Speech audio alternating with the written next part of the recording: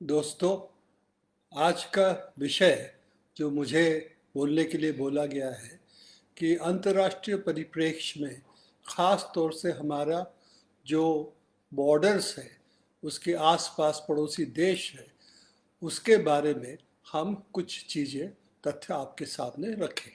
पहले मैं दो चीज़ों के लिए माफ़ी मांगूंगा। एक तो है, बूढ़े लोगों को फेसबुक में लाना बड़ा मुश्किल है, तो इसीलिए कुछ अगर भूल चूक हो जाती है तो पहले से ही मैं आपसे माफ़ी मांगना चाहूँगा। और दूसरी बात, बंगाली होने के नाते मेरे हिंदी में कुछ चीज़ें ज़रूर गड़बड़ा जाती है, उसके लिए पहले ही आपसे माफ़ी मांग के मैं रखता हूँ और उससे बातें शुरू करना चाहूँगा। तो पहली बात तो ये है कि आज अगर हम हमारी अंतर्राष्ट्रीय परिप्रेक्ष्य को देखें तो यह है कि हमारे जो पड़ोसी देश हैं उनमें से बांग्लादेश को छोड़ के करीब करीब सभी देशों के साथ हमारा तनाव है। इसमें मैं बर्मा को नहीं गिन रहा हूँ, म्यांमार को नहीं गिन रहा हूँ कि वो थोड़ा सा पहाड़ी इलाका है तो उसका उतना हमारी करीबी संबंध नहीं है। बॉर्डर हालांकि ज़रूर है हमारे उसके साथ। तो चार जो देश है, पाकिस्तान, बांग्लादेश, चीन और नेपाल, ये चार मुल्क है जिसके साथ हमारे संबंध रहते हैं। कुछ संबंध थोड़ा गर्मी हो जाती है, कुछ बैर भाव होती है और कुछ के साथ हम कहते हैं कि दोस्ती है। तो इसमें पहला सवाल तो ये है कि इस वक्त हमारी इन जो संबंध है इसको किस नज़र से हमें देखना चाहिए, क्या स्थिति है। तो पाकिस्तान के साथ तो आप जानते ही हैं, तनाव चलता रहता है और इस वक्त तनाव काफ़ी ज़्यादा भी है। हमने वो सर्जिकल स्ट्राइक की बात भी कही, तो कश्मीर लेके तनाव काफ़ी है। इसके साथ साथ चीन के साथ लद्दाख में हमारी झड़प हुई है, सबको मालूम है, और इसके लिए इस वक्त चीन के साथ भी हमारा काफ़ी तनाव है। तीसरी जो मुल्क है, तीसरा मुल्क जो है नेपाल है, उसके साथ भी इस वक्त तनाव है। हालांकि हमारे बीच में काफ़ी दिनों से बहुत अच्छे संबंध रहे, पर संबंध पे एक चीज़ हमेशा रही है कि नेपाल ये समझता है कि हमारे बिना, भारतवर्ष के बिना उनका गुजारा नहीं है, क्योंकि ज़्यादातर उनके संबंध हमारे साथ है, गहरा संबंध है, आने जाने का संबंध है, और उसके साथ साथ अभी तक इकोनॉमिक जो टर्म्स है सबसे ज़्यादा हमारे साथ ही है। सामान जो जाता आता है नेपाल में वो हमारे ज़रिए ही होता है, तो इसीलिए हमारे हमारे हमारे साथ उनका संबंध काफ़ी ज़्यादा है। अब बहुत सारे नेपाली हमारे यहाँ आके काम भी करते हैं, हमारे यहाँ जाना आना के लिए पासपोर्ट की ज़रूरत नहीं है, और कल्चरल भी काफ़ी हमारे संबंध रहे हैं। पर इसके साथ साथ हमें साफ नज़र रखना चाहिए इस बात पे कि नेपाल हमें एक बिग ब्रदर के तौर पे, और अगर आम शब्दों में कहें वहाँ पर हमें एक करीब करीब एक साम्राज्यवादी मुल्क के नज़र से देखता है कि शायद हम उन पर ज़्यादा हावी होना चाहते हैं, उनको कंट्रोल करना चाहते हैं, और इसके लिए काफ़ी उसमें रिसेंटमेंट, काफ़ी उनमें क्या कहते हैं, गुस्सा उनके जनता के बीच में भी बीच में आता है। मैं इसके बारे में थोड़ा बाद में आऊँगा। पर इस वक्त हमें हमारा नेपाल के साथ भी एक बॉर्डर के एक पार्ट को लेके वहाँ पर भी झगड़ा चल रहा है, और नेपाल इस पर काफ़ी सख्त रूप अपनाया है। ख़ास तौर से हमारी जो सड़कें जा रही है उस इलाके से, उन्होंने कहा कि उनके बॉर्डर क्रॉस करके जा रही है, तो बॉर्डर कहाँ है इसको लेके नेपाल के साथ भी हमारा एक इस वक्त विवाद खड़ा हुआ है, जो बहुत सालों से ऐसा कोई था नहीं विवाद। ये एक नया चीज़ शुरू हुआ है, ख़ास तौर से एक सड़क जो हमने एक जगह से बनाया है, तो उसको लेके एक बहस वहाँ पर काफ़ी चल रहा है इस वक्त, और हमारा संबंध इस पर बिगड़ा है। चौथा जो देश है बांग्लादेश, उसके बारे में ये भी सोचिए कि बांग्लादेश के साथ हमारा इस तरह का कोई बॉर्डर डिस्प्यूट तो है नहीं, बल्कि बॉर्डर पूरी एकमात्र देश है जिसपे बॉर्डर पूरी तरह से सेटल हो चुकी है, क्योंकि दोनों तरफ बैठ के मैप्स एक्सचेंज करके पूरा बॉर्डर पर कोई बहस की गुंजाइश नहीं छोड़ी है। इसीलिए बॉर्डर का वहाँ पर कोई विवाद नहीं है, विषय इस वक्त नहीं है। पर जो हमारे यहाँ पर जो अंदरूनी परिस्थिति रही है, जिसमें आप जानते हैं सीएए, एनआरसी, एनपीआर लेके हमारे यहाँ कितनी बहस हुई है, तो उस पर आपको याद होगा हमारा होम मिनिस्टर अमित शाह ने तब करार दी थी कि घुसपैठियों को हम देख लेंगे। एक घुसपैठिया तो दीमक है जो हमारे देश को खा रहे हैं। तो वो साफ साफ जो बात कही जा रही थी वो था बांग्लादेशियों के ऊपर।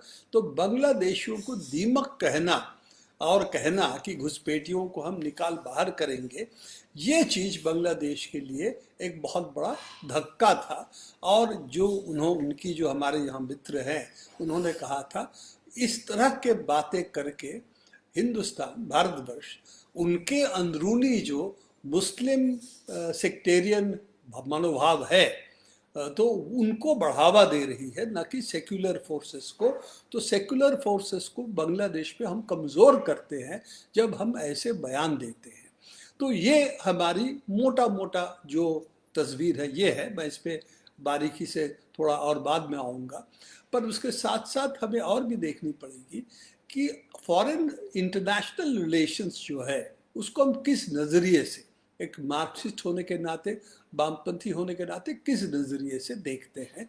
क्या अंतर्राष्ट्रीय जो पॉलिसीज़ होते हैं, जो फॉरेन पॉलिसीज़ होते हैं, वो क्या सिर्फ देशों के बीच में होते हैं या उसके साथ साथ हमारी जो अंदरूनी इकोनॉमिक पॉलिसीज़ है उसके साथ भी कुछ संबंध होता है।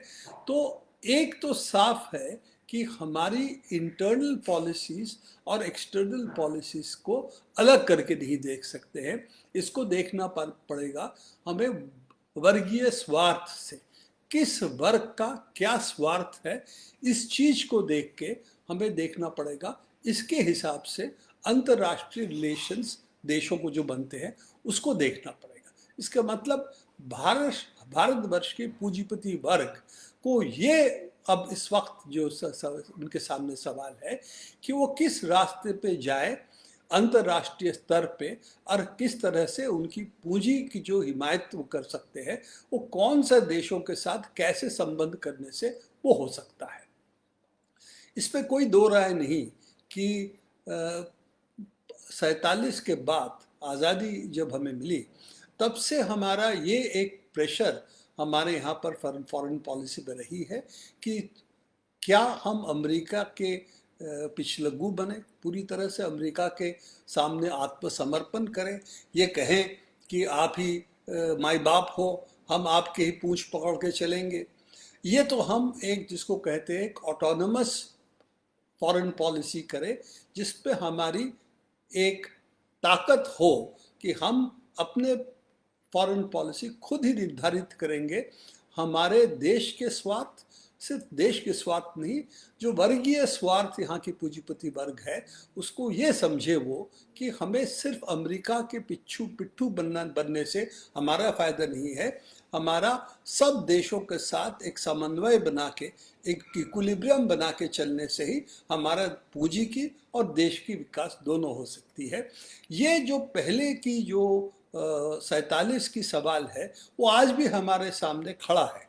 पर 47 के वक्त अगर आप देखें तो वहाँ पर दो तरह के शक्तियाँ थी जो चाहती थी कि हिंदुस्तान अमेरिका के पूरी तरह से, अमेरिका या जो नेटो फोर्सेस है उनके साथ अलाइन करे, जैसे पाकिस्तान ने किया था।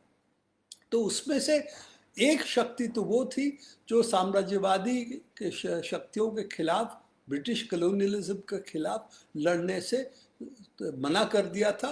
वो ब्रिटिश कॉलोनियलिज्म का पक्ष में था और जिसको हम कॉम्प्रोदोर कह सकते हैं, जिनका राजनीतिक या अर्थनैतिक भविष्य अंग्रेज़ों के साथ बंधा हुआ था। एक तो ये शक्ति थी।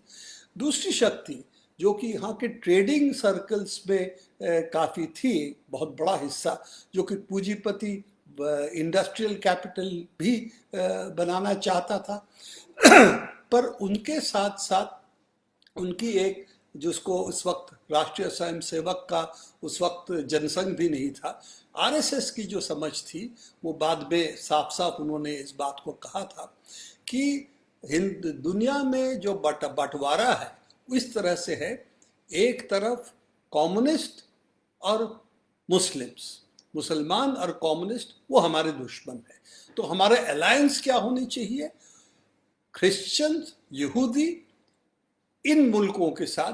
तो उनकी जो आइडेंटिटी पॉलिटिक्स जिसे हम कहते हैं, मतलब धर्मीय जो जो तस्वीर राजनीतिक रूप से जो रखना चाहते हैं, उससे उन्होंने कहा था हमारा भविष्य है कम्युनिस्ट और मुसलमानों के खिलाफ लड़ने के लिए हम क्रिश्चियन और यहूदी मुल्कों के साथ मिलकर लड़े।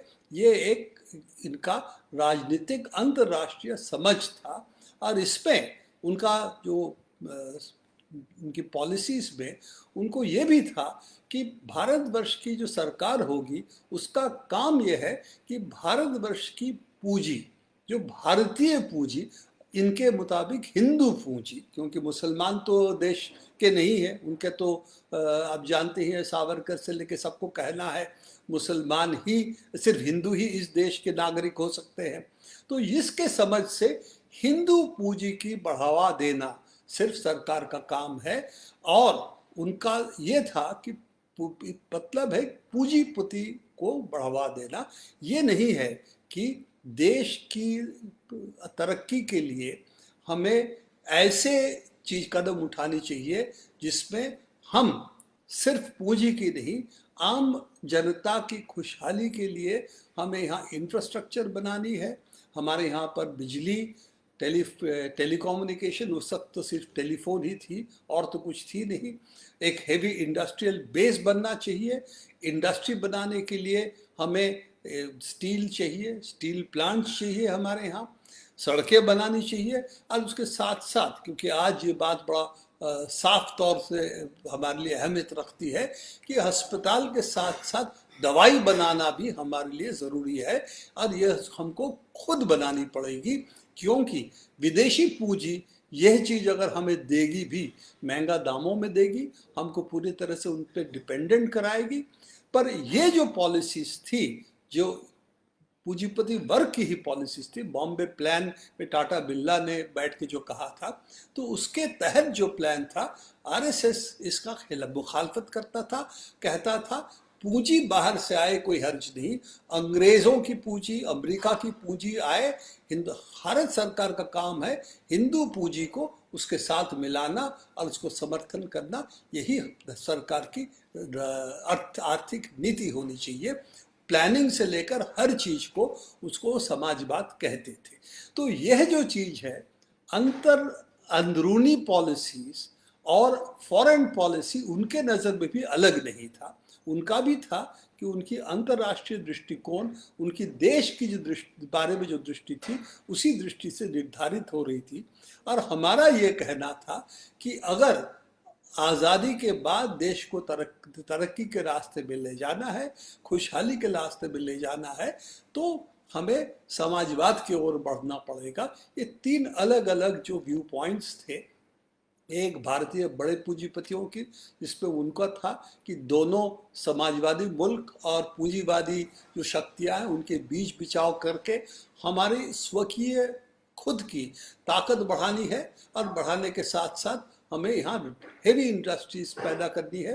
हेवी इंडस्ट्रीज के लिए रूस की मदद ले तो ठीक है, अगर अमेरिका मदद नहीं करता तो ठीक है, रूस की मदद हम लेंगे, पर उसके साथ साथ हमारी यहाँ की निजी जो प्राइवेट कैपिटल उसको भी बढ़ावा देना चाहिए। पर हेवी इंडस्ट्रीज इंफ्रास्ट्रक्चर वो नहीं बना सकती, इसीलिए वो स्टेट को करनी चाहिए। ये तीन धाराएं थी, और उसके हिसाब से अलग अलग फॉरेन पॉलिसी की उसमें कल्पना भी तीनों ताकतों की थी कि किस रास्ते पे जाना है। आज अगर देखें तो वो बात अभी भी वही चीज फिर भी आपको अंतर्राष्ट्रीय स्तर पे दिखाई पड़ता है। जनसंघ का जो इस वक्त करंट रूप है, आरएसएस तो बरकरार है, जो करंट रूप है बीजेपी, उसका भी यही है कि उसका दिलो दिमाग से वो अमेरिका और नेटो के पास जाना चाहते हैं, पर उसको ये लगता है कि वहाँ पर अगर आत्मसमर्पण कर देगा तो आज की तारीख पे तो ट्रंप उसको पूरी तरह से क्या कहेंगे, उसको एक चेन से बांध के नचाएगा। तो वो उसको, भारतवर्ष जैसे इतना बड़ा मुल्क, उसको ये करना मुश्किल है। तो इसीलिए धीरे धीरे कैसे अमेरिका के पास पहुंचा जाए, धीरे धीरे कैसे संबंध बनाया जाए, कैसे जो यहाँ पर जो ताकतें हैं जो अमेरिका के सामने आत्मसमर्पण नहीं करना चाहता है, उनको कैसे धीरे धीरे इस तरफ खींचा जाए। तो ये सब जो चीज़ें हैं, तो उसका एक राजनीतिक रूप से यहाँ की बीजेपी की हमेशा ये रहा है दिशा कि अमेरिका के साथ कैसे जाया जा सकता है, क्योंकि उनका समझ में मुसलमान मुल्क सबसे बड़ा दुश्मन है और कम्युनिस्ट तो है ही, क्योंकि चीन हो, रूस हो, चाहे कि रूस कम्युनिस्ट मुल्क रहा नहीं, उनको लगता है चीन भी जो है उसका दो वजह है। एक तो है चीन पाकिस्तान का संबंध, और दूसरी बात वो अपने आप को चीन के साथ कंपेयर करना चाहता है, कंपटीशन का मनोभाव भी है। इसीलिए भी उसको लगता है कि हम अमेरिका के पास रहेंगे तो हम चीन को काउंटर करने में मदद करेंगे, अमेरिका भी हमें शायद इसीलिए हमको काफ़ी कंसेशन देगी और उसके ज़रिए हम आगे बढ़ सकते हैं। तो ये एक चीज़ सोचे कि खुद की ताकत से कैसे बढ़ना है, ये इनका अभी भी ये समझ नहीं है। और अगर देखें आर्थिक रूप में उनको ये कहना है कि विदेशी पूंजी आए, लागत करे, पर देश में करे। अगर ये करता है तो इसका हम आत्मनिर्भर हो जाएंगे। आत्मनिर्भरता दिमाग और पूंजी से नहीं संबंध रखता है, किसकी ज़मीन पे है इससे संबंध रखता है। इसीलिए वो कहते हैं कि विदेशी कैपिटल यहाँ आए, हमारे देश में आए, अगर देश में आ गया तो हम आत्मनिर्भर हो गए, क्योंकि कंपनी हमारी यहीं पर होगी। तो सवाल ये है कि आज की तारीख पे आप जानते हैं जो दिमागी समझ है, दिमागी कैपिटल, इंटेलेक्चुअल कैपिटल, जिसको इंटेलेक्चुअल प्रॉपर्टी कहना चाहते हैं, उसकी अहमियत काफ़ी ज़्यादा है। लोहा लक्कड़ की जो कीमत है उससे इंटेलेक्चुअल कैपिटल की कीमत इसीलिए ज़्यादा है। लोहे के दाम में आप कोई चीज़ नहीं खरीदते हो, गाड़ी भी जब खरीदते हो उसका लोहा और रबड़ का खर्चा से नहीं, उसका आप नहीं तोलते हो, आप तोलते हो इसके अंदर इंजीनियरिंग हुई है, कैसी चीज़ें बनी है। तो उन सब चीज़ों की अगर आप वैल्यू देखें, कैपिटल कंपोनेंट देखें, तो उसकी कंपोनेंट काफ़ी ज़्यादा है, लोहा लक्कड़ की ये कीमत है नहीं। तो आज की तारीख पे जानकारी अगर नहीं है तो आप पूंजी, आपका पूंजी जो है सिर्फ इंफ्रास्ट्रक्चर, लोहा लक्कड़ आपका पूंजी नहीं है, वो जानकारी पूंजी का अंश है, और उसके बिना आप तरक्की नहीं कर सकते। आपकी पूरी तरह से डिपेंडेंस रहेगी किसी ना किसी आप के ऊपर। आपको जाके पूछना पड़ेगा, भाई डिज़ाइन दे दीजिए, उसकी ये जानकारी दीजिए, कैसे ये बनता है बताइए। तो ये जानकारी के लिए डिपेंडेंस तैयार हो जाती है, डिपेंडेंस हो जाती है। और यही वजह है कि हम जब इंडिपेंडेंस, आज़ादी के बाद हमने यहाँ पर पहला काम जो किया था, scientific institutions, education system, universities पे काफ़ी पैसा दिया था। बल्कि इतना पैसा हम बाद में, हमारे बजट के जो अंश है, इतना अंश हम और बाद में इतना नहीं दिए थे जो पहला 5 ईयर प्लान में हमने दिया था। और उसके ज़रिए हमने पहला जो चीज़ हमने तैयार किया था, steel plants, fertiliser plants, pharmaceutical plants, ये तो है ही, उसके साथ साथ हमने इंसान बनाया था जो ये सब चला सकता है। इसका मतलब जानकारी जब तक हम अपने साथ नहीं लाएंगे तब तक ये काम नहीं कर सकते हैं। तो मुख्य चीज़ अगर हम देखें, अंतर्राष्ट्रीय स्तर पे जो लड़ाई है, फॉरेन पॉलिसी के रूप में जो आता है, इन्हीं चीज़ों पे आज भी टिकी हुई है कि 21st सेंचुरी में कौन टेक्नोलॉजी का लीड लेगा, और जो टेक्नोलॉजी में लीड लेगा तो वो आर्थिक रूप में भी आगे बढ़ेगा। यही टक्कर इस वक्त चीन और अमेरिका के बीच में है। हमारा ये समझ है, पहले था कि हम खुद ही इससे का मुकाबला कर पाएंगे चीन से, और उसके साथ साथ अमेरिका का मदद लेंगे इतना ही हमारे लिए काफ़ी है। इसीलिए हम दोनों तरफ से बात कर दो तरफ से बात कर रहे थे। पर उसके साथ साथ हमारा मुल्क के हिसाब से इस मोदी सरकार के जो समझ है, हमारा मतलब हमारा नहीं, मोदी सरकार के जो समझ था वो यह था कि हम चीन से एक तरह से एक बातचीत करते रहेंगे, उनके पूंजी आएगा, सामान बिक्री वगैरह होगा, और उसके साथ साथ हम अमेरिका के साथ संबंध लगातार बढ़ाते जाएंगे। जो हमने देखा उसके जिसको कहते हैं क्वाड, साउथ चाइना सी में अमेरिका अपने जहाज घुमाना चाहता है, ऑस्ट्रेलिया जापान के साथ वहाँ पर ये कहते एक्सरसाइज, मिलिट्री नेवल एक्सरसाइज करता है चीन के एक्चुअली कोस्ट लाइन के पास, अमेरिका से करीब 7,000 किलोमीटर दूर। तो ये जो करता है उसके साथ हमको उस पर शामिल करना चाहते हैं। और इस वक्त हम ऑस्ट्रेलिया से बात कर रहे हैं सामरिक संबंध की, नेवल संबंध की। हम टोक्यो, जापान और अमेरिका के साथ हम नेवल एक्सरसाइज करते हैं जिसका नाम है मालाबार नेवल एक्सरसाइजेस। हम इंडो पैसिफिक ओशन की बात करना शुरू कर दिए हैं। साफ है कि हमारी रुझान इस वक्त चीन के कंटेनमेंट जो अमेरिका करना चाहते उसके साथ जाने का हमने इशारा सारे तरफ से कर दिए हैं। और उसके साथ साथ हमने ताइवान से भी बात करना शुरू किया है, जो चीन के लिए एक बहुत बड़ी रेड लाइन है कि ताइवान चाहे वो अलग रहे पर उसके साथ साथ ये हमारा देश का अंश है, उस पर और कोई देश आके इस तरह से दखलंदाजी ना करे। तो उनके लिए एक संकेत था कि हम धीरे धीरे चीन के खिलाफ जाना शुरू किए हैं।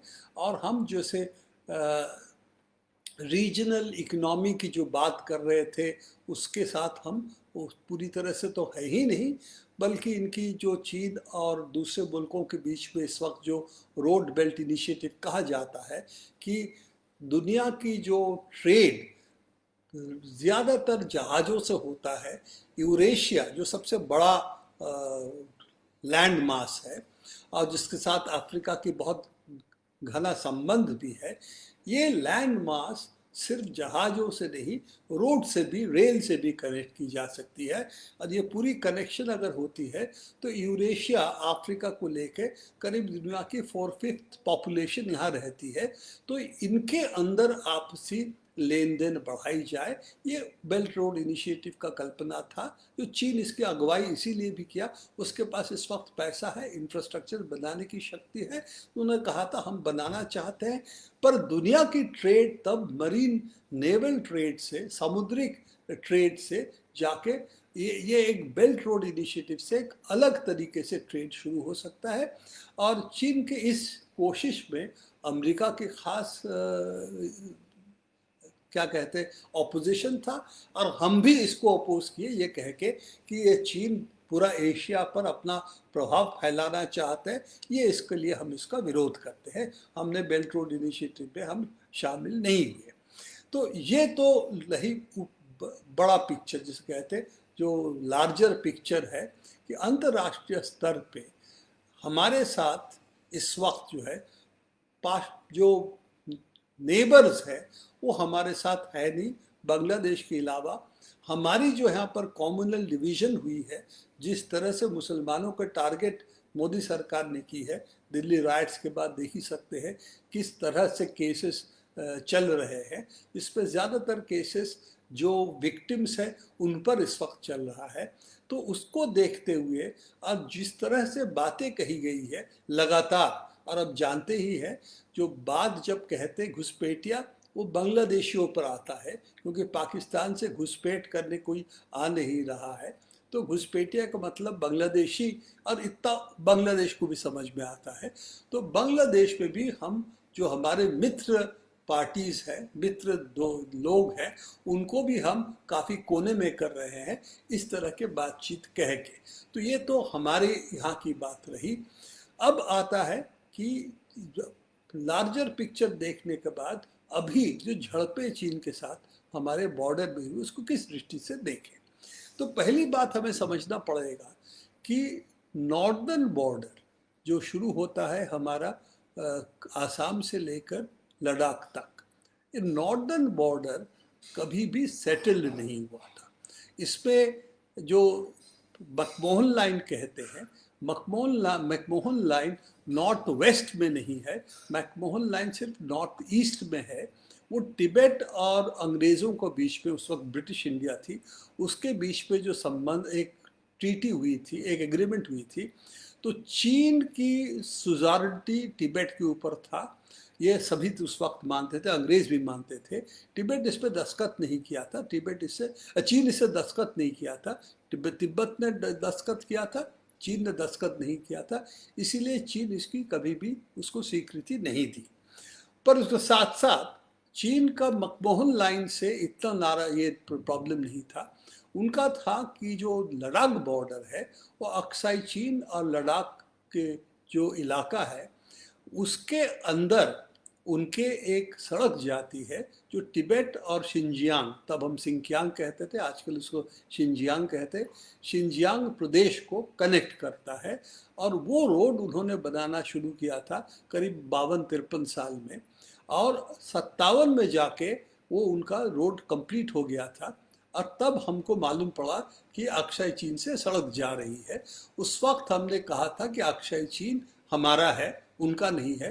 पर जो हकीकत है, जो उसको सभी मानते हैं, कि बॉर्डर ब्रिटिश इंडिया और चीन के बीच में कभी भी ये बॉर्डर सेटल्ड बॉर्डर नहीं था। मतलब कभी भी बैठ के बातचीत करके मैप में रेखा नहीं डाली गई थी जिसपे दोनों एग्री करते हैं। चीन ने अपना बॉर्डर बताया, ब्रिटिश इंडिया ने अपना बॉर्डर बताया, और दोनों के साथ कभी समझौता हुआ नहीं था। और इसके लिए भी एक वजह है कि ये 14 से 16, 17, 18 हज़ार फीट में कोई रहता नहीं है। वो समर में कुछ लोग भेड़ वगैरह चढ़ाने जाते हैं, फिर इसके बाद जब जाड़ा आता है, विंटर होता है, तो वापस आ जाते हैं। तो वहाँ पर कोई सेटलमेंट नहीं है, सेटल बस्तियाँ नहीं है, उसमें सिर्फ कुछ नोमैडिक लोग उसके बीच में चढ़ते हैं, पर उसमें कोई वहाँ पर कोई रहता नहीं है परमानेंटली। इसीलिए वहाँ के बॉर्डर कहाँ है, इसलिए उस वक्त जब हम बात कर रहे हैं बहुत पहले की, तो वहाँ पर इतनी किसी का ये चिंता नहीं था कि रेखा किस जगह से जाती है, नहीं। तो 57 में जब उन्होंने सड़क बनाया, तब पहला बार तनाव हिंदुस्तान और चीन के अंदर पैदा हुआ था कि ये आपने हमारे बॉर्डर, हमारे जगह पर बनाया। चीन ने कहा था नहीं, ये हमारा नहीं, आपका नहीं, हमारा है। तो इसीलिए बहस चली, क्योंकि एक्चुअली कोई बॉर्डर सेटल था नहीं। अब जानते हैं 62 में जो लड़ाई हुई थी बॉर्डर को लेके, मैं पुरानी बातें दोहराऊंगा नहीं, पर उसके पीछे यही था कि बॉर्डर कहाँ है जब तय नहीं होता है, तब एक दूसरे के पीछे जगह जाने की कोशिश करते हैं। और ये लाइन ऑफ एक्चुअल कंट्रोल जो है, उस वक्त क्योंकि वो बैरन लैंड्स था, उस वक्त कोई सेटल्ड पोस्ट भी नहीं था, इसीलिए पेट्रोलिंग दो एक दूसरे की, जो कहते थे हमारा जगह है, आपका जगह है, एक दूसरे के जगहों पे पेट्रोलिंग होती थी। 62 के लड़ाई के बाद करीब करीब नॉर्थ वेस्ट में ये चीज़ें इस तरह से अभी भी लाइन ऑफ एक्चुअल कंट्रोल कहाँ है, दोनों के बीच में, चीन और भारतवर्ष के बीच में एक समझ नहीं है। नॉर्थ ईस्ट की जो बॉर्डर है, उसमें करीब करीब एक समझ है कि यहाँ से बॉर्डर यहाँ से यहाँ तक जाती है। कुछ जगहों पे विवाद हो सकती है, पर मोर और less line of actual control वहाँ पर ज़्यादा साफ है। पर नॉर्थ वेस्ट जो बॉर्डर है, उस पर लाइन ऑफ एक्चुअल कंट्रोल को लेके भी विवाद है। तो ये विवाद जो है, तो इसको बहुत दिन से चीन का कहना ये है कि बॉर्डर सेटलमेंट कर लेते हैं। पर हकीकत जो है कि जब नेहरू ने उस वक्त बॉर्डर सेटलमेंट करना चाहा था, उस वक्त सबसे ज़्यादा प्रो अमेरिकन फोर्सेस और जनसंघ ने इसका विरोध किया था। और इसीलिए अभी तक कोई भी ऐसी नेतृत्व नहीं है जो कह सकता है कि पुराने पोजीशंस हमारे शायद पूरे ठीक नहीं थे, इसीलिए बॉर्डर अगर हमें सेटल करना है कुछ गिव एंड टेक करना पड़ेगा, हमको भी कुछ देना पड़ेगा, हमको भी कुछ लेना पड़ेगा, उनको भी कुछ लेना पड़ेगा, हमको भी उनको भी कुछ देना पड़ेगा। यह जो विषय है कि कितना लेन देन होगा, इसके लिए फ्लेक्सिबिलिटी चाहिए। राजनीतिक रूप में अगर आप कहेंगे हम कुछ नहीं देंगे, हम सब कुछ लेंगे, तो शायद कोई समझौता हो नहीं सकता। और यही वजह है कि हमारा बॉर्डर एक पॉलिटिकली एक ऐसी स्थिति में रहा है कि इसको अगर कोई भी सेटल करना चाहेगा तो दूसरे शक्तियां जो देश के अंदर है कहे तुम गद्दारी कर रहे हो, तुमने तो पहले हमारे बारे में ये कहा था, अब तुम ये कर रहे हो।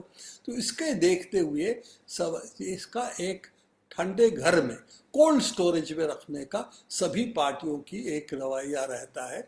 जो भी 62 के वॉर के बाद जो भी पावर में रहा है, इस बॉर्डर को सेटल करने के लिए तैयार नहीं रहा। अंदाज यह था कि शायद ये बॉर्डर इसी तरह चलता रहे तो एक ना एक दिन ये सेटल हो जाएगा, जैसी करंट स्थिति है उसको देखते हुए। पर उसमें रुकावट क्या आई? रुकावट जो हमें इतनी समझ में नहीं आई थी, उसको थोड़ा सा पहले से देखना पड़ेगा कि हमने जो लद्दाख के अंदर जो सड़कें हैं उसको हमने 2008 के बाद उसको हमने क्या कहते हैं सड़कें ठीक करना शुरू की। उस पर बॉर्डर के पास हम बॉर्डर रोड जो है उसको ले जाने की शुरू किए। उस पर जिस पे हमें दौलत बेग ओल्डी एयरपोर्ट है उसको हमने 2008 में हमने फिर से खोला। पहले था बहुत छोटा सा एक एयरपोर्ट था, हेलीकॉप्टर्स वगैरह जाता था और कुछ नहीं जाता था।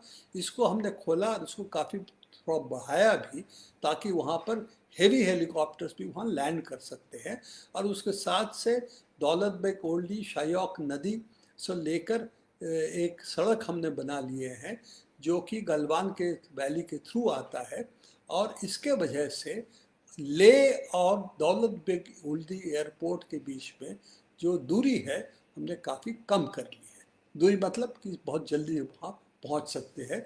तो जिसको DSDBO रोड कहते, जो पहले 2 दिन लगता था, अब हम 6 घंटे में उसको हम वहाँ तक पहुँच सकते हैं ले से। तो हमने जब ये बढ़ाना शुरू किया तब चीन की तब तक कोई उसमें ख़ास रिएक्शन नहीं था।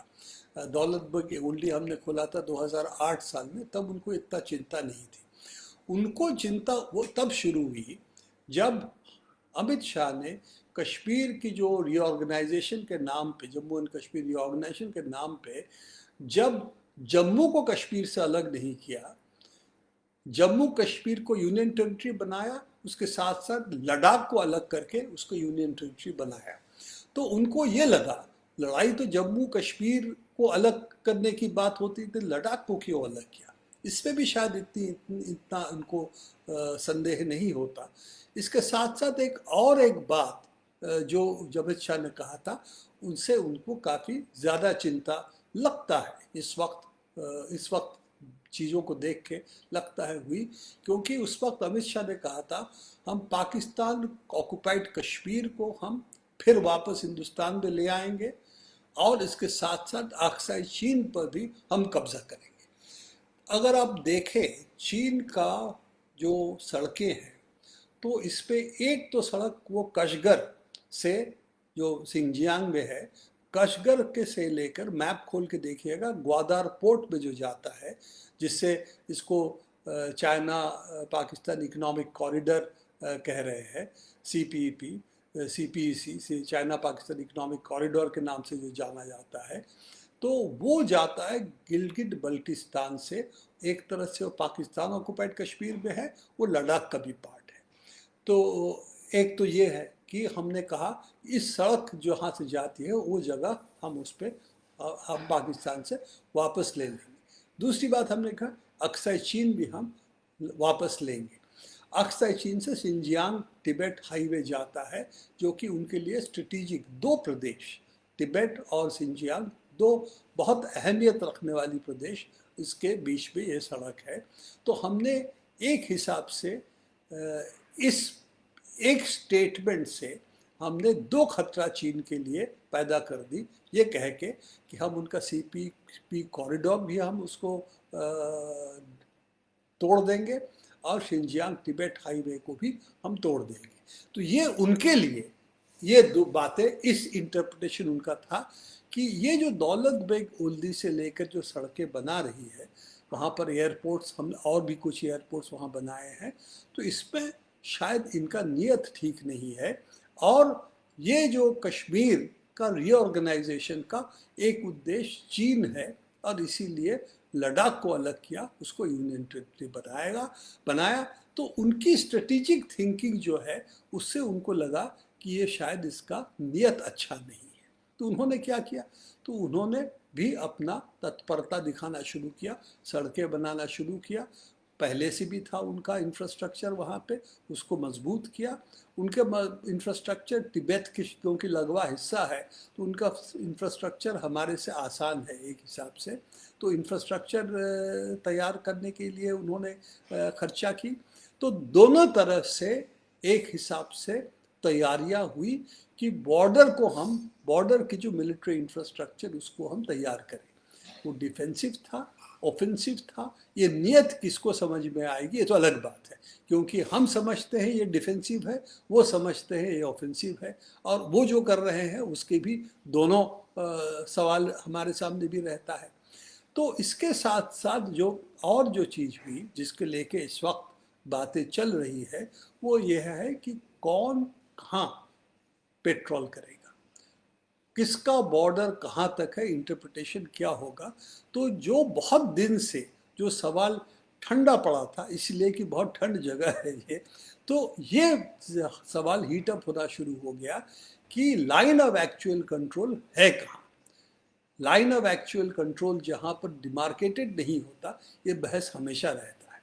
और इसीलिए जो लाइन ऑफ एक्चुअल कंट्रोल की दो इंटरप्रिटेशन अगर रहती है, तो एक बीच का इलाका होता है जिसमें दोनों साइड कहता है लाइन ऑफ एक्चुअल कंट्रोल के मुताबिक हमारे पास है, और उनको दोनों साइड पेट्रोल कर रहा था बहुत दिन से, आज से नहीं, बहुत दिन से दोनों साइड उन जगहों पे पेट्रोल कर रहा था। वहाँ पर इंफ्रास्ट्रक्चर, बॉर्डर पोस्ट्स, ये चीज़ें बनाए नहीं था, पर वहाँ पर पेट्रोलिंग जारी था। और ये आज से नहीं, 62 के बाद करीब 1988-90 तक हम इसको खास हम वहाँ पर कुछ कर नहीं रहे थे।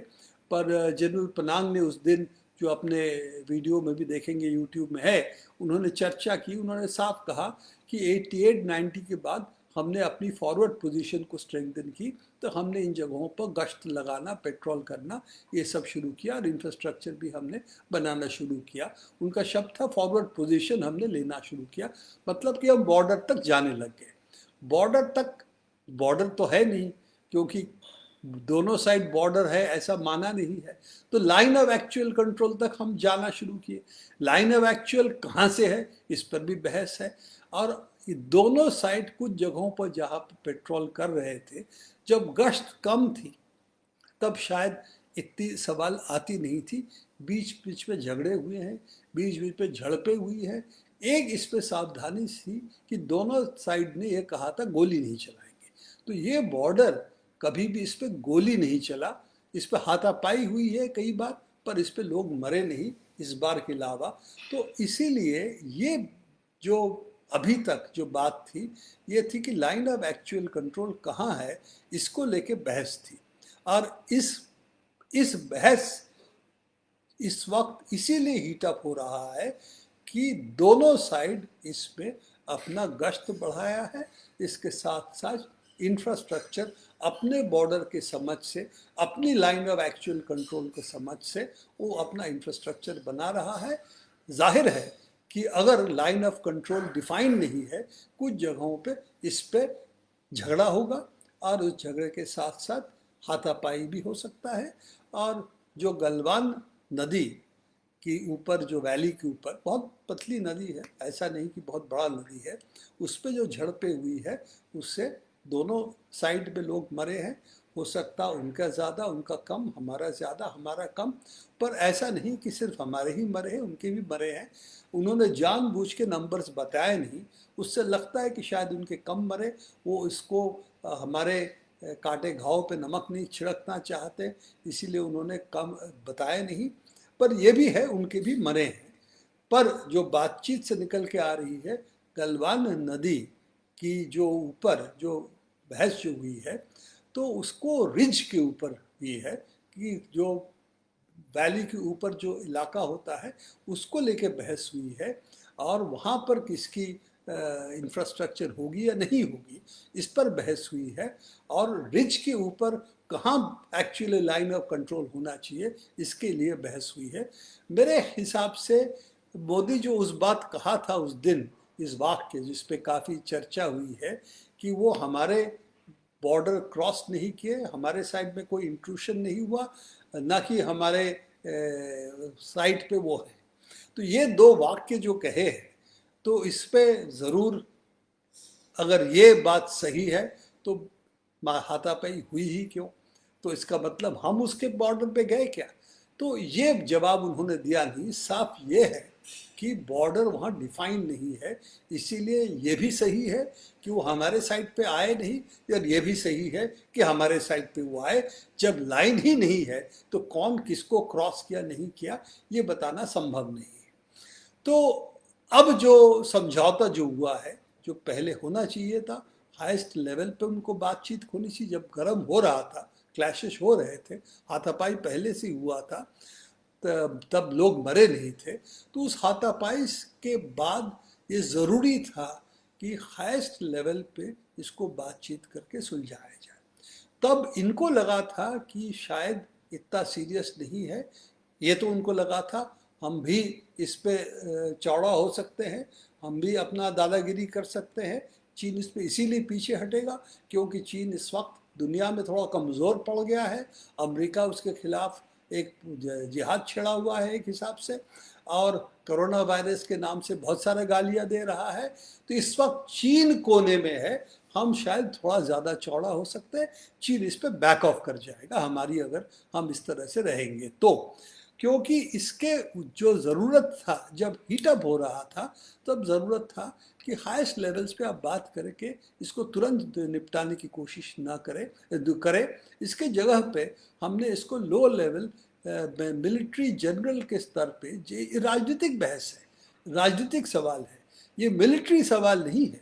ये राजनीतिक सवाल को राजनीतिक रूप से टेकअप ना करके, ये तो सिर्फ जो है हमें इसको एक मिलिट्री मसला के नाम पे कहा कि मिलिट्री लोग ही इसको निपटा लेंगे। इससे क्या हुआ? मिलिट्री की कोई ऐसी समझ नहीं है कि हमें डिप्लोमेसी करनी है। उनका तो सीधा समझ ये है कि हम छोड़ेंगे नहीं, जहाँ पर हमको कहा गया हमारा बॉर्डर है उसी को लेकर रहना है। तो डिसएंगेजमेंट की जो बात थी कि हम एक दूसरे से लड़ेंगे नहीं, उसका ये अर्थ नहीं माना मिलिट्री ने, दोनों तरफ से होगा कि हम दोनों जगहों, दोनों फौजों के बीच में एक डिस्टेंस पैदा करें ताकि इस डिसएंगेजमेंट कभी भी हॉट हीट अप ना करे। तो इसको लेके गलवान में, अब जानते हैं, सभी को मालूम है, ये हीट अप हुआ, हाथापाई हुआ। और हम जब रिज पे हुआ तो हमारे तरफ स्लोप था, तो हाथापाई में हमारे लोग मरे। इसमें नदी के अंदर गिरने का मतलब मौत की बात है, क्योंकि 15-16 हज़ार फीट में बर्फीला पानी का टेम्परेचर ज़ीरो के पास ही है। तो उसके अंदर बहुत तुरंत आपको निकाल के अगर आपको गर्म नहीं किया जाता, बच नहीं सकते। तो हमारे लोग एक्चुअली पानी के अंदर गिर के काफ़ी इसमें मरे हैं। पर जो सवाल ये आता है कि जो आपने बाद में किया, डोभाल और वांग ली के बीच में आपने बातचीत किया, फॉरेन मिनिस्टर उनका और हमारा जो नेशनल सिक्योरिटी एडवाइज़र, अब जानते हैं जयशंकर अमेरिका के लिए रखा गया है। मोदी जी समझते हैं कि वो अमेरिका भक्त है, तो अमेरिका के साथ संबंध करने से उसका फॉरेन मिनिस्ट्री ठीक है। पर जब चीन से, रूस से और चीज़ों को करना है खुद करते हैं, ये तो वो डोभाल को कहते हैं करने के लिए। तो डोभाल और वांग ली के बीच में जो बातचीत हुई, दोनों 2 किलोमीटर पीछे चले गए। इसका मतलब जो लाइन ऑफ एक्चुअल कंट्रोल अगर अनडिसाइडेड भी है, 2 किलोमीटर दोनों तरफ अगर पीछे जाता है, तो उसके बीच में कहीं ना कहीं 4 किलोमीटर जगह में या 3 किलोमीटर जगह में कहीं ना कहीं लाइन ऑफ एक्चुअल कंट्रोल तब रहेगा। तो इस बहस को बाद में कर सकते हैं, पर कम से कम झड़प नहीं होगी। इसीलिए जहाँ जहाँ पर इस तरह के दोनों तरफ गश्त कर रहे थे, तो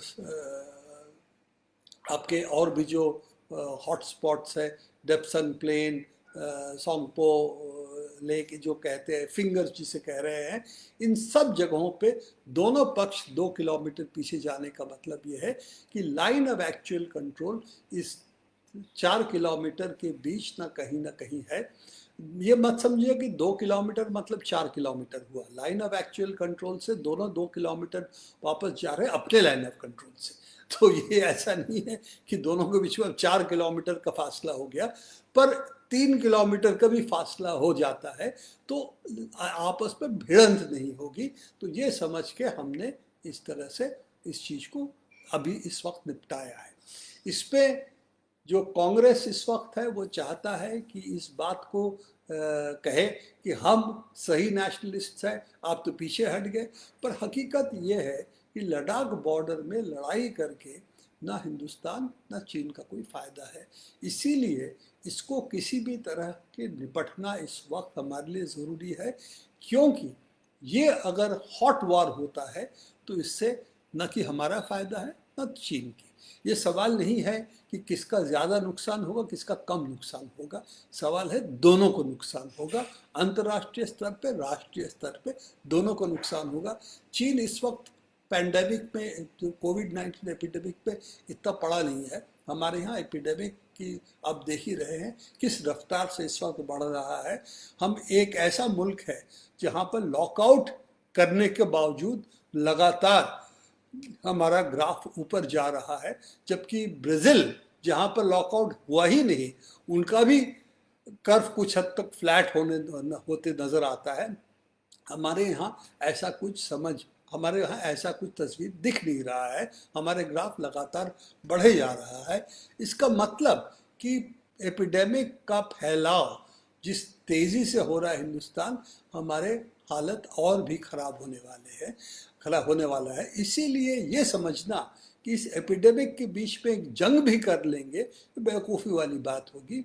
चीन जंग चाहता नहीं है, न कि हम जंग चाहते। जंग चाहता कौन है? जंग वो चाहते हैं जिनका स्वार्थ हिंदुस्तान नहीं है, जिनका स्वार्थ अमेरिका के साथ जुड़ा हुआ है।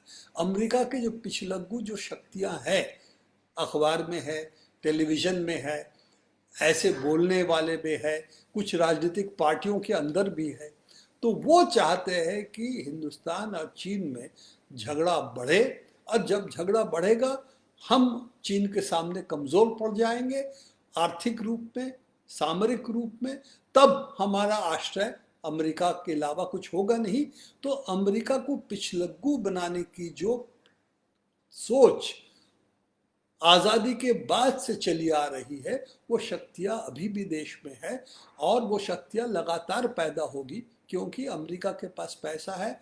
अमेरिका के जो पूंजीपति वर्ग है उनके साथ हमारे एक सेक्शन पूंजीपति वर्ग जुड़ा हुआ है, और वो चाहेंगे अमेरिका के स्वार्थ जो सिद्ध होता है तो वही कदम हिंदुस्तान ले। देश के लिए उनकी देशभक्ति नहीं है, जिसको कह सकते हैं कि बहुत सारे ऐसे लोग हैं जो ग्रीन कार्ड के लिए अपनी आज़ादी अपना देशभक्ति विसर्जन दे सकते हैं। ऐसे बहुत लोग पड़े हुए हैं, पर उसके साथ साथ सरासर जिनका आर्थिक संबंध भी अमेरिका से है, पैसा आता है, एक्चुअली उनका तनख्वाह जहाँ से आता है, देखते होंगे ब्रुकिंग इंस्टीट्यूट, कार्नेगी एंडाउमेंट, ये जो तात्विक लोग हैं, ये अमेरिका से उनका डायरेक्ट तनख्वाह आता है। ऐसे बहुत सारे लोग उन्होंने पाले हुए हैं जिनका मूल काम ये है कहना कि अमेरिका अच्छा है और सब मुल्क बदमाश है, अमेरिका के साथ ही मिलना चाहिए। वो इस वक्त लड़ाई की ब्यूगल बजाने की कोशिश कर रहे हैं और कह रहे हैं कि हिंदुस्तान का यही राजनीतिक भविष्य है कि अमेरिका के साथ वो और भी गहरे तरीके से मिले। और इस पे दुख की बात यह है कि हमारे पुराने फॉरेन सेक्रेटरीज हैं, पुराने मिलिट्री ऑफिसर्स हैं, वो भी रिटायरमेंट के बाद नौकरी ढूंढते हैं। तो वो भी इस ब्रिगेड में शामिल हो रहे हैं। और अगर टेलीविज़न डिबेट सुने तो आपको लगता होगा कि सुबह पाकिस्तान के खिलाफ जंग होनी चाहिए और शाम को चीन के खिलाफ जंग होनी चाहिए। तो टेलीविज़न में जो तथाकथित सामरिक एनालिस्ट आते हैं, मिलिट्री एनालिस्ट आते हैं, उनका मिलिट्री से उनका कोई संबंध नहीं है, उनका संबंध है इस महीने के तनख्वाह कौन दे रहा है इससे। तो इसीलिए इन शक्तियां भी इस पे शामिल है कहने में कि अमेरिका के पास जाना चाहिए और चीन के खिलाफ लड़ाई होना चाहिए। और उसके साथ दुख की बात यह है कि कांग्रेस जो कि 62 के बाद बहुत दिन तक ये सोचा था कि चीन और हिंदुस्तान के बीच में जो संबंध है उसको शांतिपूर्ण रखना चाहिए।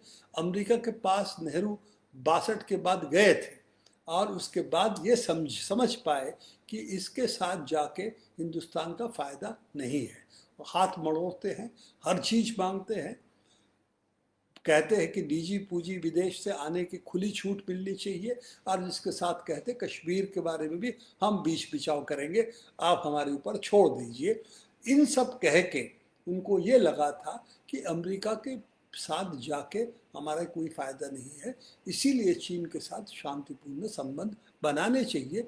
जो कि उसके बाद जो जो हमारे देश में नेता बने वो सभी इस रास्ते पे चल रहे थे। मोदी को लगा था कि हम बड़े होशियार हैं, तो हम बातें तो एक तरफ करेंगे, उसके साथ साथ अमेरिका के साथ जाएंगे, हमारे संबंध सुधारेंगे।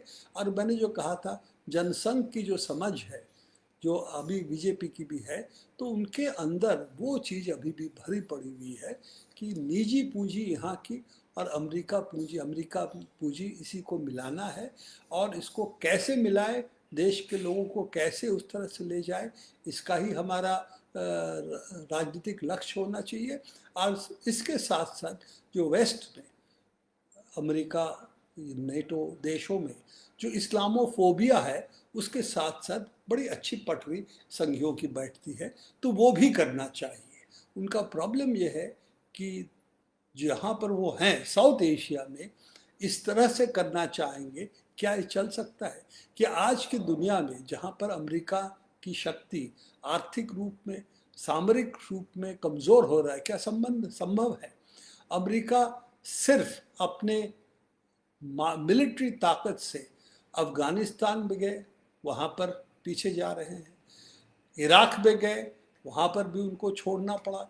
ईरान के खिलाफ उन्होंने सैंक्शंस किए, इतने दिन से कोशिश करे कि ईरान आत्मसमर्पण करे, हुआ नहीं। रूस को कोशिश किया कब्जा करने के लिए, आर्थिक रूप में सैंक्शंस रूस पर जारी किया, वो भी नहीं हुआ। चीन पे सैंक्शंस है। तो ये जो अमेरिका की नीति है वो सिर्फ ये है, आप हमारे साथ दें, आपके साथ हम नहीं देंगे जब तक अगर हमारा स्वार्थ उस पर नहीं है। तो एक किसी ने कहा था, अमेरिका के साथ खिलाफ जाना बड़ा ख़तरनाक है, उससे ज़्यादा खतरनाक एक ही चीज़ है, अमेरिका का मित्र बनना। जो जो अमेरिका का मित्र बना है उसका सफाया हो गया है। तो इसीलिए जो जो कहते हैं कि हिंदुस्तान का काम है अमेरिका के पिट्ठू बन जाना, उनको देखना चाहिए उन मुल्कों का क्या हाल हुआ जो अमेरिकन एलाइज बने। पाकिस्तान से शुरू करिए, इंडोनेशिया देखिए, दूसरे मुल्क को देखिए, जब सभी मुल्कों के इनका एक ही राह होता है कि हमें शोषण की पूरी अधिकार होनी चाहिए आपके देश के और आपके लोगों की। आपको हम क्या देंगे वो तो हमारे ऊपर है, पर आपका शोषण करने का अधिकार हमारी होनी चाहिए। ये जो एक तरफा राजनीति होती है, अर्थनीति होती है, इससे अमेरिका के साथ जो जाता है उसका फल अच्छा नहीं होता है। जो कोशिश करता है उस चंगुल से निकलना इतना आसान नहीं है। साउथ कोरिया कई बार कोशिश किया है और वहाँ पर किसी न किसी तरह से अमेरिका के पिट्ठू फिर सरकार में आ जाता है, वो कोशिश कामयाब नहीं होता है। देखिए अब साउथ कोरिया नॉर्थ कोरिया में जो बातचीत हो रही है, देखते हैं उसमें क्या निकलता है, क्या शांति वहाँ सचमुच हो सकती है। जानते होंगे कि अभी भी उसका जंग का सिर्फ एक सीज फायर हुआ है, शांति नहीं हुआ है। साउथ कोरिया नॉर्थ कोरिया लेके जो लड़ाई अमेरिका लड़ी थी, तो 37 पैरेलल पे जो अभी 38 पैरेलल पे जो चुकती हुई है, वो सिर्फ जो युद्ध विराम जो कहते हैं वही हुआ है, सीज फायर हुआ है, इससे ज़्यादा कुछ हुआ नहीं है। इसीलिए क्या वहाँ पर शांति हो सकती है? क्या अमेरिका सचमुच ऐसे कोई शांति कर सकती है किसी देश के साथ? जितने देशों के साथ उन्होंने शांति चुक्ति किया है उन्होंने खुद तोड़ा है। ईरान सबसे ताज़ा मिसाल है, पर और भी मुल्कों के साथ जो भी संबंध किए हैं, शांति किए हैं, इसके बाद उन्होंने चुक्ति तोड़े हैं। और देख सकते हैं कि इंटरनेशनल जितने ट्रीटीज़ अमेरिका ने साइन किया है 90 दशक के साथ शुरुआत से आज तक एक के अंदर वो टिका नहीं। पहले जिसको कहते कियोटो प्रोटोकॉल्स किया था, उससे वो पीछे हट गए। पेरिस ट्रीटी एग्रीमेंट किया क्लाइमेट चेंज पर, उससे वो पीछे हट गए। जितने न्यूक्लियर ट्रीटीज थे सब तोड़ चुके हैं। ईरान के साथ चुक्ति किया वो तोड़ चुका है। एक ही आर्म्स ट्रीटी अभी बची हुई है, उसको भी मियाद एक 1921 मेरे ख्याल से मार्च तक है और लग नहीं रहा वो भी रिन्यू होने वाला है रशिया और अमेरिका के बीच में। तो इसीलिए हर चुक्ति वो तोड़ चुके हैं। दुनिया में हर ऐसा और कोई मुल्क नहीं है जो आज के दिन में इतना इन्वेशन दूसरे देशों में किया हो जो अमेरिका ने किया है। इसीलिए जो लोग समझते हैं कि अमेरिका के साथ जाके हिंदुस्तान जितना बड़ा मुल्क है उस ऐसे मुल्क का फ़ायदा होगा, वो बेवकूफ़ी कर रहे हैं। और मैं नहीं समझता हूँ मोदी सरकार भी इस रास्ते पे ज़्यादा दिन चल पाएंगे। और इसको समझ के ही उन्होंने चीन के साथ कम से कम इस विवाद को ठंडे घर में ले जाने की कोशिश पे लगा हुआ है। और इसीलिए जंग जो है वो इसका माहौल इस वक्त कुछ लोग बना रहे हैं। और सरकार भी कहना चाहती है हम जीत गए, चाहे जो भी हो, कह रहे हम जीत गए। तो जय घोषणा करके जो पाकिस्तान में किया था, एक मिल क्या कहते हैं सर्जिकल स्ट्राइक करके कहा था हम जीत गए। यहाँ पर क्या रविशंकर प्रसाद ने कहा हमने डिजिटल स्ट्राइक कर दिया, उनकी ऐप्स बंद करके, इसीलिए हमारे अब जो है जय घोषणा ये करना चाहते हैं। हकीकत तो ये है कि जो ट्रेड की बात ये कह रहे हैं, जो डिजिटल ऐप्स बंद करना एक ट्रेड का एक हिस्सा होता है, तो उस पर देखिएगा कि हमारा 5.5% हमारा एक्सपोर्ट चीन में जाता है। उनका टोटल एक्सपोर्ट का 3% हमारा आता है। उनके एक्सपोर्ट दुनिया में बहुत ज़्यादा है, इसीलिए वो 3% हमारे 5.5% से 5 गुना ज़्यादा है। पर हमारा एक्सपोर्ट का 5.5% चीन जाता है। और जो 3% उनका एक्सपोर्ट जो हमारे पास आता है, जो हमारे इम्पोर्ट का 15.5% है या 15% है, इससे हमारा कई गुना ज़्यादा एक्सपोर्ट्स होता है। जब हम 2 व्हीलर्स 3 व्हीलर्स एक्सपोर्ट करते हैं अफ्रीका दूसरे जगहों पे, वो बजाज ने बताया हम 1000 करोड़ हम आमदनी करते हैं चीन से, पार्ट्स लाते हैं, और 15,000 करोड़ हम बेचते हैं विदेश में।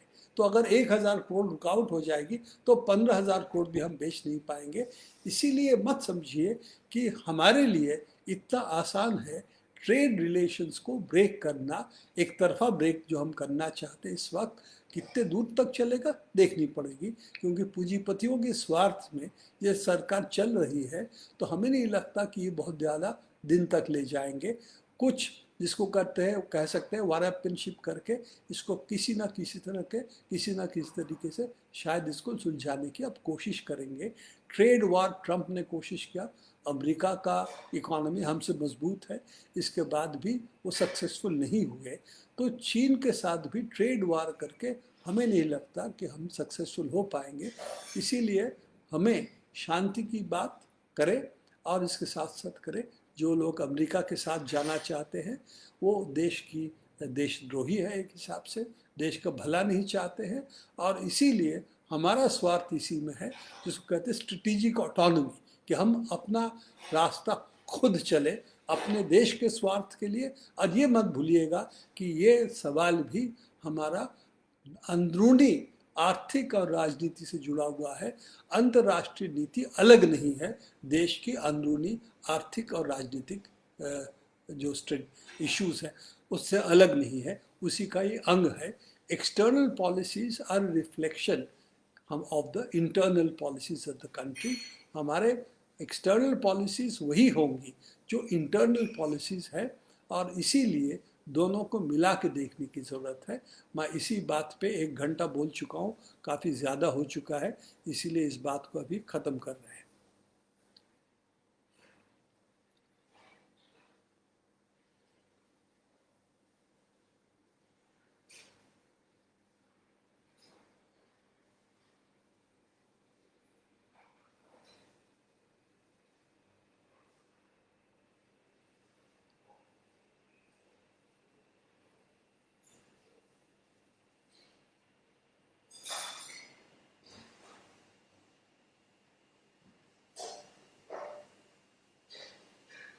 बहुत सारे सवाल आए हैं, बहुत सारे सवाल हम जवाब नहीं दे पाएंगे, पर कुछ चीज़ें हम देना चाहेंगे। एक तो है ट्रेड वॉर। ट्रेड वॉर के बारे किसी साथी ने पूछा है। अमेरिका और चाइना के बीच में ट्रेड वॉर है, हम भी उस ट्रेड वॉर पे कैसे शामिल हो सकते हैं, क्या शामिल होना चाहते हैं, कैसे शामिल हो रहे हैं। देखिए, हमारा और चीन के बीच में जो ट्रेड है वो अलग किस्म की ट्रेड है, चीन और अमेरिका के बीच में।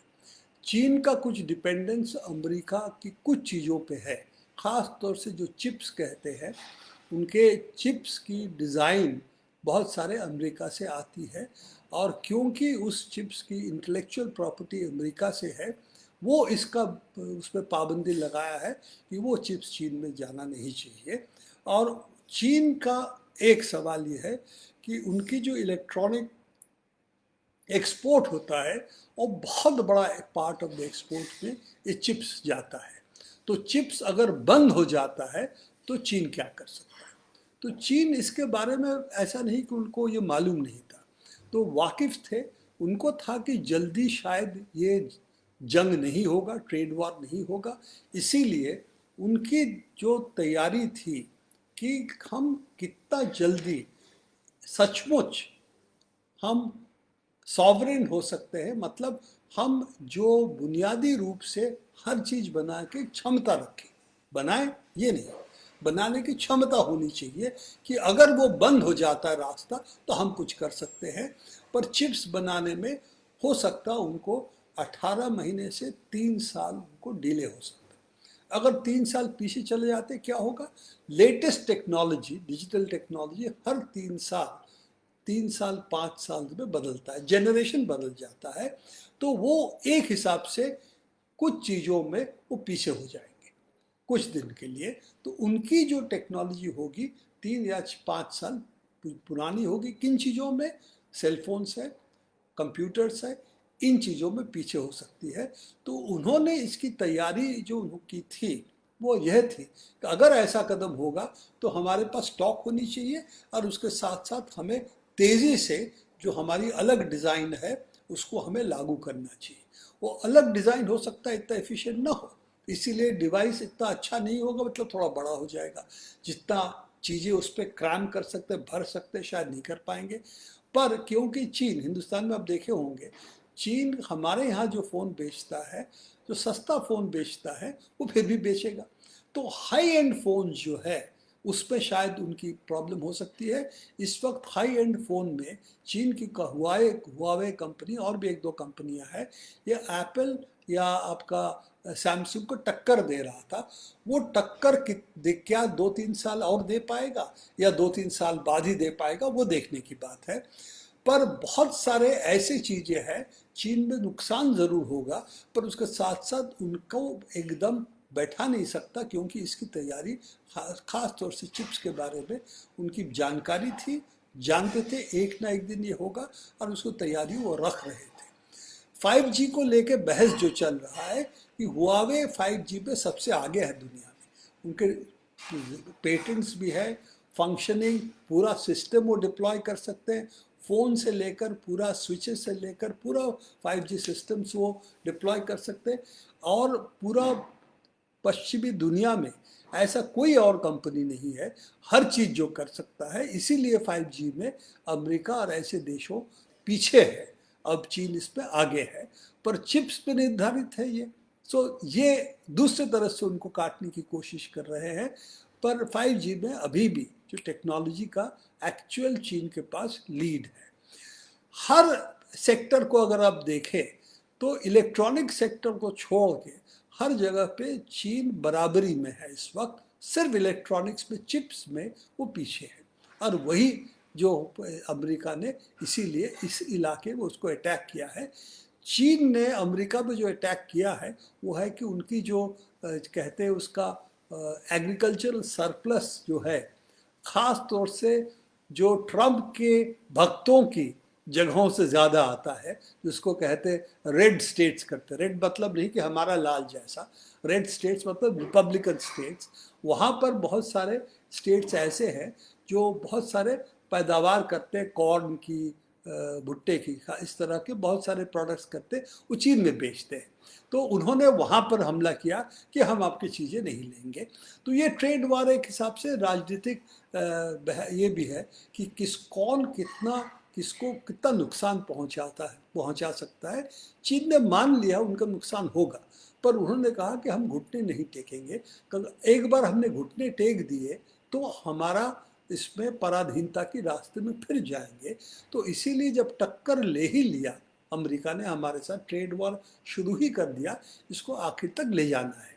तो इस ट्रेड वॉर के साथ साथ उन्होंने और जो किया है, रूस सैंक्शंस पे है, ईरान सैंक्शंस में है, दोनों तेल और गैस बेचते हैं, चीन की तेल गैस दोनों की ज़रूरत है। तो उन्होंने कहा कि रूस और चाइना अगर एक साथ आता, एक के पास सामरिक शक्ति ज़्यादा है, एक के पास अर्थनैतिक शक्ति है, फाइनेंशियल इकोनॉमिक स्ट्रेंथ है चीन के पास, तो ये दो मुल्क अगर एक साथ मिलते हैं तो एक स्ट्रेटेजिक यूनिटी बनती है। उन्होंने एक दूसरे के इस वक्त करीब आने काफ़ी करीब आए हैं। इसी बात पे दोनों को लगता है अकेले चलेंगे दबा दिए जाएंगे, और उन्होंने ईरान को इसीलिए शामिल किया, ईरान भी सैंक्शंस के अंदर है, तो ईरान के पास गैस भी है, तेल भी है। तो इसीलिए स्ट्रेटेजिक जो उनका समझ है उसको देखते हुए उनका यूरेशियन प्लान में इस वक्त वो चल रहे हैं कि यूरेशियन लैंड मास में जो जो मुल्क हमारे साथ आएंगे, अमेरिका के खिलाफ हैं, ऑलरेडी है, अमेरिका जिनको सैंक्शंस के अंदर रखा है, उनको अगर हम साथ लाएंगे तो हमारी एकता और हमारी आर्थिक शक्ति बढ़ेगी। और उसके साथ साथ रूस को जिसको कहते हैं आइसोलेट करने की कोशिश कर रहे हैं, चीन को आइसोलेट करने की कोशिश के, ये सफल नहीं होगा। उसके साथ साथ सही बात है कि रशिया के पास स्ट्रेटेजिक शक्ति मतलब मिलिट्री पावर है, और अमेरिका आज भी जानता है कि अमेरिका रूस के साथ लड़ाई करके दुनिया विध्वस्त हो जाएगा पर कोई जीत नहीं सकता। तो ये एक गारंटी है जो चीन के पास नहीं है। चीन की इतनी अभी तक मिलिट्री ताकत उस हालत में नहीं है। तो ये सब देखते हुए तो चीन ने अपना काउंटर कर रखा है। पर साफ बात तो ये है कि ट्रेड वार एक हिसाब से मिलिट्री वॉर का कंटिन्यूएशन है, तो इसको अलग दृष्टि से नहीं देखनी चाहिए। और ये लड़ाई इस जो छेड़ी गई है इसको न समझे एक ट्रेड वॉर है, एक हिसाब से वॉर है, पर war not with weapons but war with using the economy. America का प्रॉब्लम यह है कि अल्टीमेटली देखिए, देश का तरक्की का मतलब इंसान की तरक्की और इंसान की नॉलेज की तरक्की। अगर नॉलेज की तरक्की नहीं होती है तो वो देश ज़्यादा दिन बढ़ नहीं सकता। चीन का खासियत जो रहा है उसकी यूनिवर्सिटी टेक्निकल इंफ्रास्ट्रक्चर बहुत मजबूत है। हमारे 5 IITs उनकी पहले जो आई थी, हमारे इंस्टीट्यूशंस उनके बहुत आगे थे 70-80 के दशक में। आज हम बहुत पीछे हैं। हमारे IITs में जो हम सबसे अच्छा टेक्निकल इंस्टीट्यूशंस मानते हैं, वहाँ पर हमने इन्वेस्ट नहीं किया, उस पर हमारे एक लागत नहीं है, इस वक्त सिर्फ लोग हैं। तो ये लागत उन्होंने जो किया है, अब देखिए मॉडर्न साइंस एंड टेक्नोलॉजी बिना इन्वेस्ट किए नहीं बन सकता। लैब चाहिए, इंस्ट्रूमेंट चाहिए, और उस पर खर्चा है। एक MIT एक इंस्टीट्यूशन हमारी पूरी DST की बजट के बराबर खर्चा करती है, और चीन में IITs जैसे कम से कम उनके पास 100 इंस्टीट्यूशंस है जिनका इंफ्रास्ट्रक्चर IIT के बराबर इससे अच्छा है।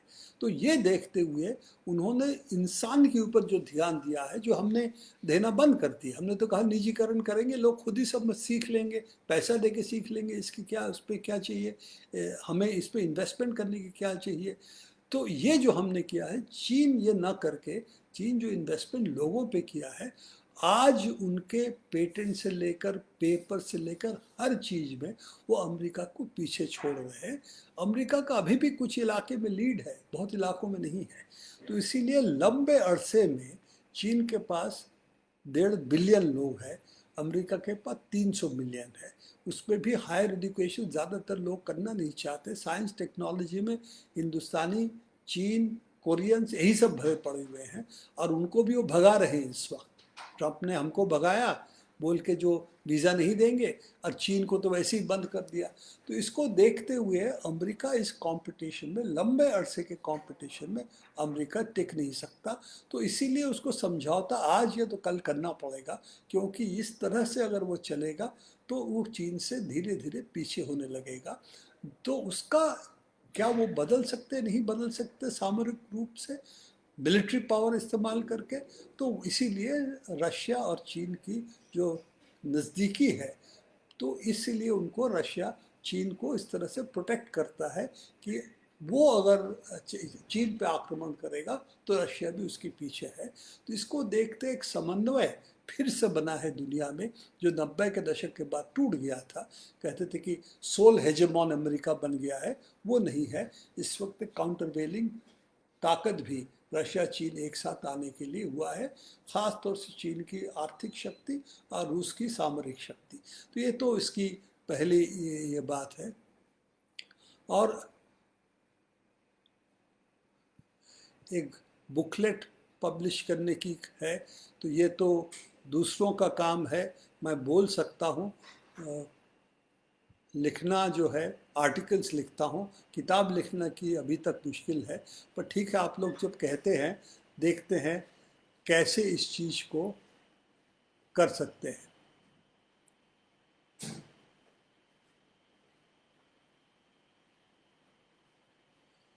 चीन सामान का बहिष्कार करना क्या कोई समाधान? दोनों देशों की मतभेद हो सकती है। देखिए, चीन की सामान बहिष्कार करके कौन सा सामान लाएंगे जब खुद पैदा नहीं करते हैं? तो हमने तो अपना इंडस्ट्रीज को प्रोटेक्ट ही नहीं किया। हमारे यहाँ भी फ़ोन्स बनते थे, हमारे फ़ोन इंडस्ट्री को बंद कर दिया। हमारे वहाँ टेलीकॉम स्विचेस बनते थे, आईटीआई था, बहुत बड़ा कंपनी था एक ज़माने में। इसके साथ साथ हमारे जो सी डॉट है, स्विचेस की डिज़ाइन करता था, जब 45 कंपनी थी उस स्विचेस को बनाता था, सब हमने बंद करवा दिया। ले कहा कि बाहर से आएंगे, आया कहाँ से? क्यों हमने बंद किया था? बंद किया था क्योंकि हमने कहा था हम सर्विस इकोनॉमी बनेंगे। सर्विस इकोनॉमी कौन है? कि हमारे टेलीकॉम कंपनी जो भारती है, जियो है, ये सब हमको टेलीकॉम देंगे, और उनके लिए सस्ता क्या होता कि सस्ता से चीन से सामान लाना। तो हमारी जो इतनी बड़ी इंटरनल मार्केट थी, उसको हम इस्तेमाल करके, उसको प्रोटेक्ट करके हम चीन की तरह हमारे टेलीकॉम इक्विपमेंट बना सकते थे, वो रास्ता हमने लिया नहीं था। तब चिदम्बरम साहब फाइनेंस मिनिस्टर था, हम लोगों ने पार्टी की तरफ से हमने लिख के दिया था, जो आप जो कह रहे हो फॉरेन लागत टेलीकॉम कंपनी में इतना % हो सकता है, ये आपको प्रोटेक्ट करना चाहिए देश की मार्केट को। तो उन्होंने कहा था इन्फेंट इंडस्ट्री प्रोटेक्शन मॉडल हम नहीं समझते सही है। देख लीजिए आज हालात, हमारे पूरे इंटरनल मार्केट टेलीफोन में चीन के हाथ में है। चिदम्बरम साहब अभी भी लिख रहे हैं उसके खिलाफ जंग लड़ना चाहिए, करीब करीब, पूरा कहा नहीं है, पर कहा कि एकदम हथियार घेर दिया हिंदुस्तान में, सख्ती से जवाब देना चाहिए। भाई आपने पहले ही देश को तो पंगु कर दिया है, बाहर से पूरा लागत ला के और खुले छूट दे के देश में, जो बीजेपी ने भी किया है और कांग्रेस ने भी पहले किया है। तो ये देखते हुए आज अगर कहे कि हम अपने देश को स्वावलंबी बनाएंगे, सचमुच आत्मनिर्भर बनाएंगे, तो इसको शुरू करते हुए 10 से 15 साल लगेगा, इसके पहले आप कर नहीं पाएंगे।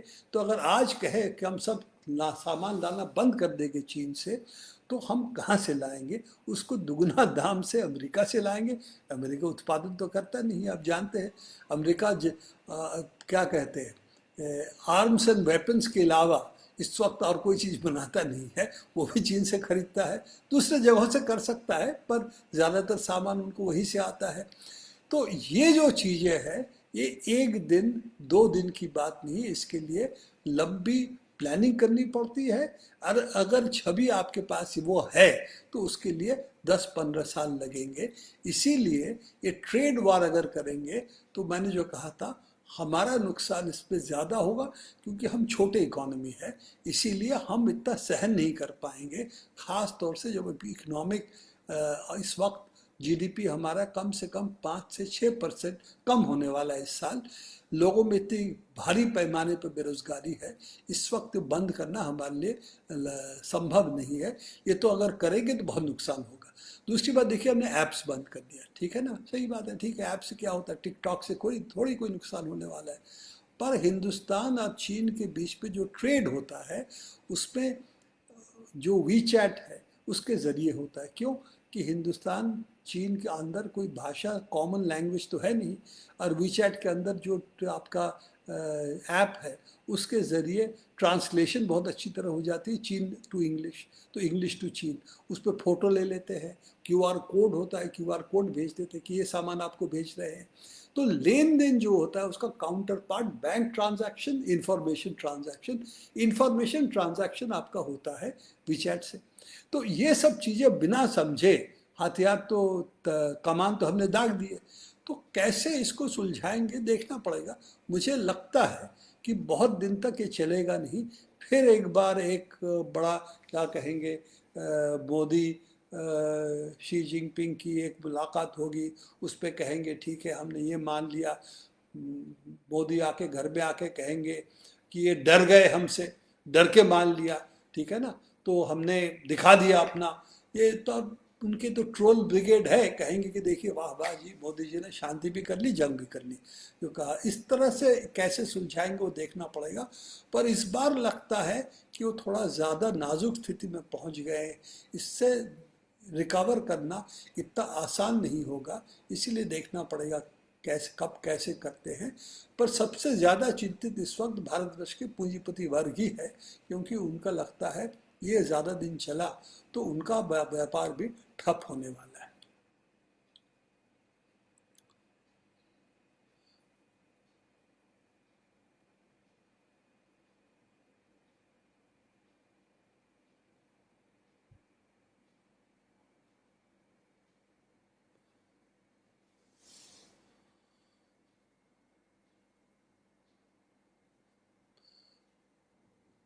देखिए, विदेशी पूंजी इस वक्त हिंदुस्तान में काफ़ी तेज़ी पे है, ये बात सही है।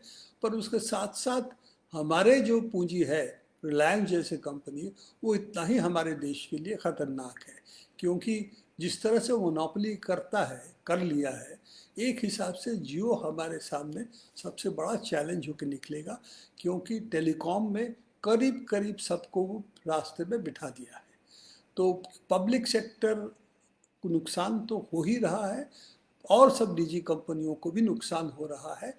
और उसका भरपाई वो किया था पहले, तेल का दाम जो काफ़ी ज़्यादा था उससे, उसका उसके पास पूंजी काफ़ी था, और उसके बाद उन्होंने शेयर बेच के ये कह के कि हम पूरे इस प्लेटफॉर्म जो जियो प्लेटफॉर्म है, इससे हम चीज़ें बेचना शुरू करेंगे, हम डेटा को मोनोपलाइज करेंगे, हम नेटफ्लिक्स जैसा एक प्लेटफॉर्म बना देंगे, टेलीविज़न के जगह पर यही लोगों के पास होगा। तो फ्यूचर को उन्होंने सॉफ्टवेयर से नहीं, टेलीकम्युनिकेशन नेटवर्क के ज़रिए उसको टेक ओवर करने की कोशिश कर रहे हैं, जबकि फेसबुक, यूट्यूब सॉफ्टवेयर के ज़रिए उसको टेक ओवर करने की कोशिश किया था। इसीलिए इस वक्त जियो से देश में सचमुच खतरा है, और जियो के स्वार्थ में चाहे वो कांग्रेस हो चाहे वो बीजेपी, दोनों चलेंगे। तो इसीलिए मैं इकोनॉमी, आर्थिक इश्यूज पे ज़्यादा नहीं आ रहा हूँ। मेरे ख्याल से मैं जो बहुत सवाल है, ये इस तरह से मैं शायद सब सवाल का जवाब नहीं दे पाऊँगा।